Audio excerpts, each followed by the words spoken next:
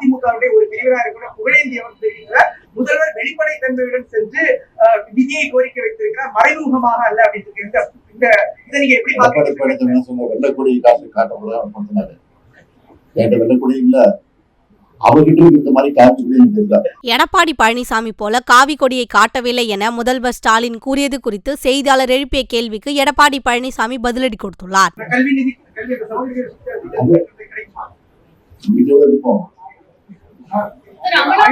நீதிமன்றம் கடும் கண்டனத்தை முன்வைச்சிருக்கு. எதிர்கட்சிகள் ஆளும் மாநிலங்கள் எதிர்கட்சி தலைவர்கள் மீதான ஒரு கடுமையான போக்கை அமலாக்கத்துறை மூலமா மத்திய அரசு எடுத்துட்டு வருதுன்னு அந்த ஒரு கருத்து நீங்க எப்படி பாக்குறீங்க? தலைமை நீதிபதியுடைய ஒரு கருத்துக்கள் அமலாக்கத்துறை நியாயமான கருத்து தான். நீதிபதி சொல்றது நியாயமான தீர்ப்பு தான் சொல்லியிருக்கிறாரு. அதெல்லாம் இருக்கு.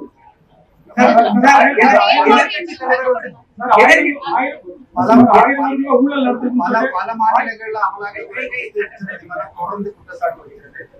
தமிழகத்திலும் அவங்க சொல்லியிருக்கிறாங்க. அதான் ஒட்டுமொத்தமாக அது அரசியல் ரீதியா பண்றது. அது நாங்க சந்திப்போம்.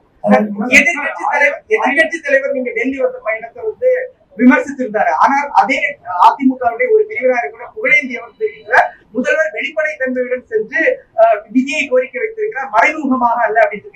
இதை நீங்க எப்படி பாக்குறீங்க?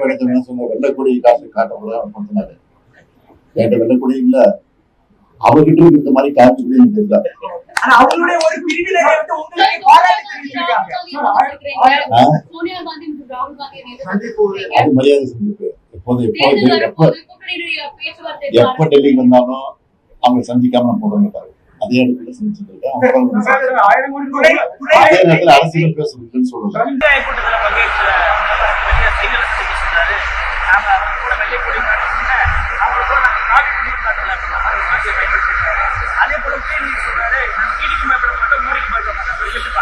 அருமையான கேள்வி. அப்ப எதிர்கட்சி தலைவராக இருக்கின்ற பொழுது திரு மோடி அவர்கள் வந்தபோது கருப்பொருள் மட்டும். திரு ஸ்டாலின் அவர்கள் முதலமைச்சர் இருந்த பொழுது அவர் தமிழகத்துக்கு வருகின்ற போது வெள்ளைக்குடை பிடித்தவர் தான் இந்த முதலமைச்சர் ஸ்டாலின் அவர்கள். ஏன் கடந்த 3 ஆண்டு காலமாக பிரதமர் மந்தியை முழுமையாக சந்தித்து தமிழ்நாட்டில் கோரிக்கை வைக்கல? இப்போ அவசியம் என்ன வந்தது? பிரச்சனை வந்துடுது. அந்த பிரச்சனைக்கு தீர்வு காண வேணும். அதன் அடிப்படையில் தான் இன்றைக்கு பிரதமரை தனிப்பட்ட முறையிலே பார்த்து என்ன பேசுறான்னு தெரியாது. அவர் சொன்னதுதான் வெளியில் வந்திருக்குது. பிரதமர் சொன்னதுதான் உண்மை வெளியே வரும். ஆனா இதையே ஏன் முன்கூட்டி செய்யவில்லை? இதுதான் மக்களுடைய கருத்து, எதிர்கட்சியுடைய கருத்து. கடந்த 3 ஆண்டு காலமாக நிதி ஆயோக் கூட்டம் நடைபெற்றுக் கொண்டிருக்கிறது. அந்த கூட்டத்தில் ஏன் கலந்து கொள்ளவில்லை? ஏன் தமிழ்நாட்டுடைய நிதியை பெறுவதற்கு பாரத பிரதமரை சந்திக்கவில்லை? இப்பொழுது அவசியம் என்ன வந்தது? பிரச்சனை வந்து விட்டது. அந்த பிரச்சனையை சரி செய்ய வேணும். அதற்காக பாரத பிரதமரை சந்தித்திருக்கின்றார்.